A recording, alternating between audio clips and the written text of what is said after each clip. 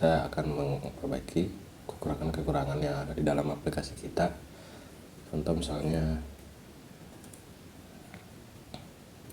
di sini di router produk kita butuh sebenarnya get product by ID kategori ya.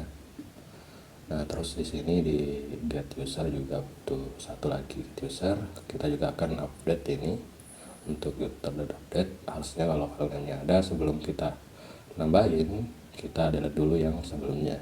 Jadi di sini saya akan nambahin stringnya. Oke, terus di dalam repository kita sudah punya get user by ID.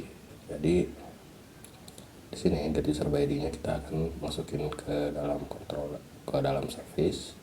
Jadi kita ke sini,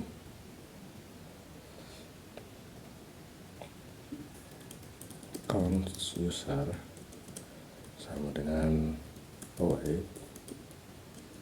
get user ID. Oh, ini enggak ke ekspor ya.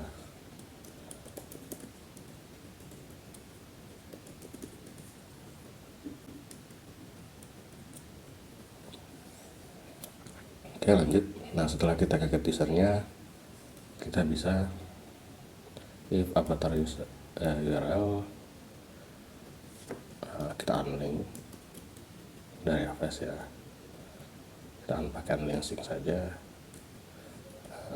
public avatar URL. Oke, jadi ini fungsinya ketika usernya itu sudah punya foto terus kita nge-update, kita perlu ngehapus dulu baru nambahin lagi. Jadi folder public avatar kita nggak akan full banget ya. Oke, lanjut. Di sini saya akan melakukan testing. Jadi kita buat lagi list numpad-nya, list numpad.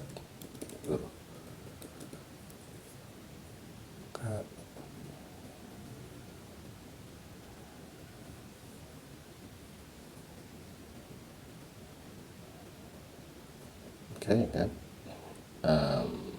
image tulis numpad, kita choose filenya. Saya mau dari sini kayaknya aja. Nah, ini data URI code. Oke, kita sekarang copy filenya. Kita masuk ke Postman. Ya, ini patch ya. Datanya kita hapus. Ini kita hapus data sebelumnya, terus pasti data yang baru. Terus send. Oke, account reviews berarti kita belum nyalain terminal ya.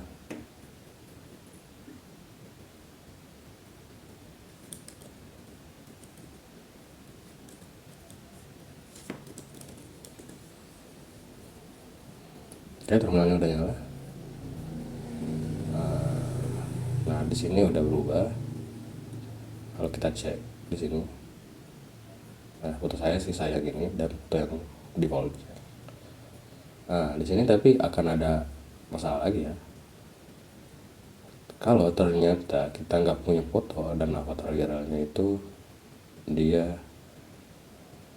adalah default, dia bakal kehapus. Jadi kita harus nambahin di sini dan user.avatar tidak sama dengan default JPEG, tapi defaultnya itu kita ganti ya, kita ikutin yang di skema Prisma yang ini.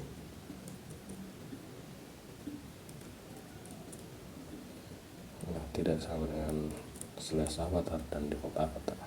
Oke, ini untuk update Fxbox di update itu udah selesai. Selanjutnya kita akan nambahin get user ya, avatar.get /id catching user controller dot retrieve. Kelebihan kurung retrieve-nya error karena belum kita bikin export count. Retrieve sama dengan kopas. Oke, ini udah benar semua selain hasil mendapatkan data user. Retrieve-nya error karena belum kita bikin export cons. Oke, ini udah benar, ini nggak butuh request body, ini route. Oke, kita testing, ini kita save dulu ke sales API, sales. Nah, ini kita bikin folder user.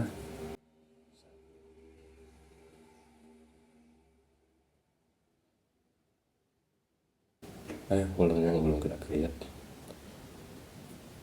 Nah, ini kita masukin.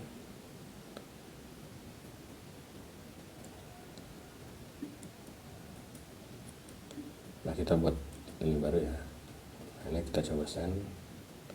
Oke, data usernya sudah kita ambil ya, kita save. Terus kita masuk ke sales API user, retrieve user by ID, save. Terus ini kita rename update user. Oke,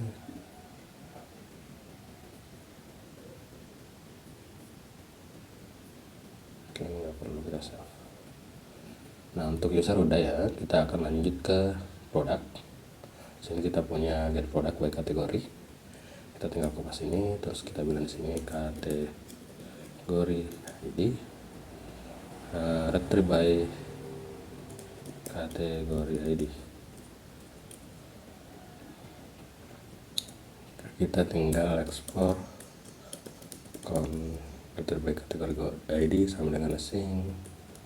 Kita kopas yang ini. Oke, kita ganti ini jadi kategori ID. Terus yang kita kirim kategori ID ini retrieve by kategori ID. Oke, ini error karena belum kita bikin. Untuk controller route kita save dulu, terus ini kita bikin supaya nggak error. Kita tinggal ekspor ke sini, ekspor cons retrieve by kategori ID, cons result sama dengan wait.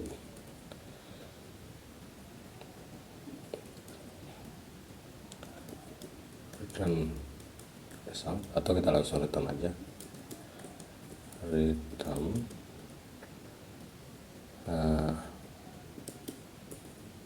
get product by kategori ID, kategori ID. Kita buat ini di sini, export cons.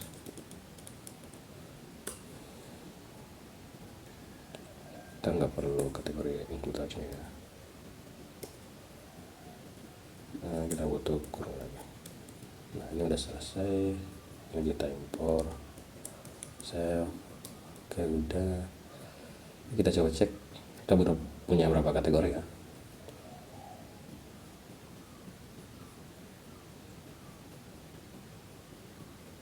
Oke, kita punya satu kategori, kita tambahin satu, sabun,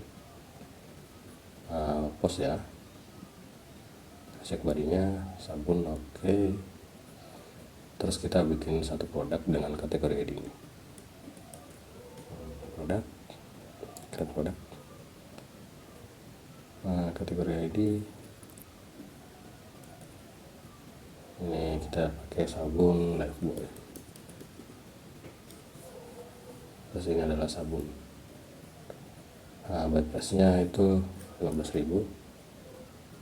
Terus sell price-nya itu 17.000. Oke, coba kita cek semua produk. Kita punya kategori yang ini adalah sabun muka, ini adalah sabun muka. Terus ini adalah sabun. Nah, kalau kita lihat di sini ada dua jenis kategori ya, 75886 sama ini 6E06. Nah, sekarang kita bisa cek nih. Kita tambahin baru.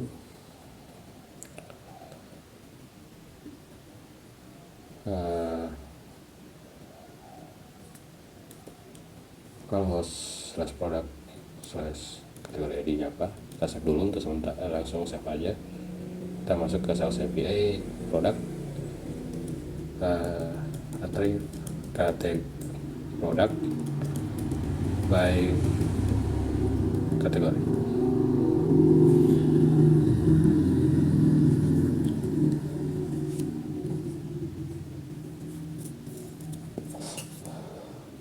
Oke, save. Oke, selesai. Berhasil mendapatkan produk, datanya 0 ya.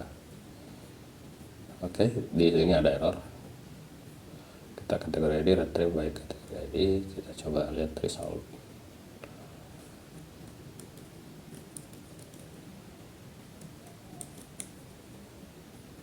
Send.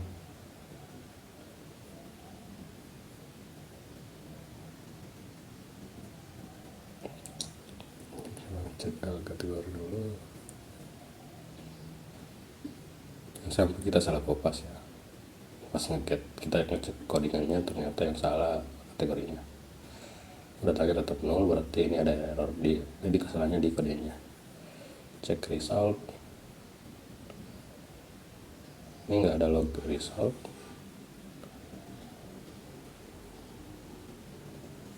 Oke. Nah, di sini yang salah itu routernya.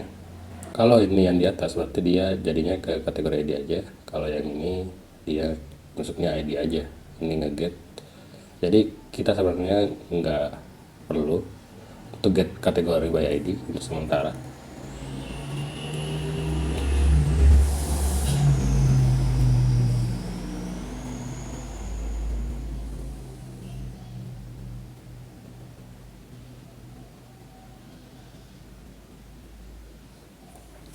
Nah, kalau ini kita matiin, ini bisa akan ada value-nya. Nah, ini nabrak ya, jadi kita update dua-duanya aja. Nah, untuk versi get-nya kita tambahin di sini kategori.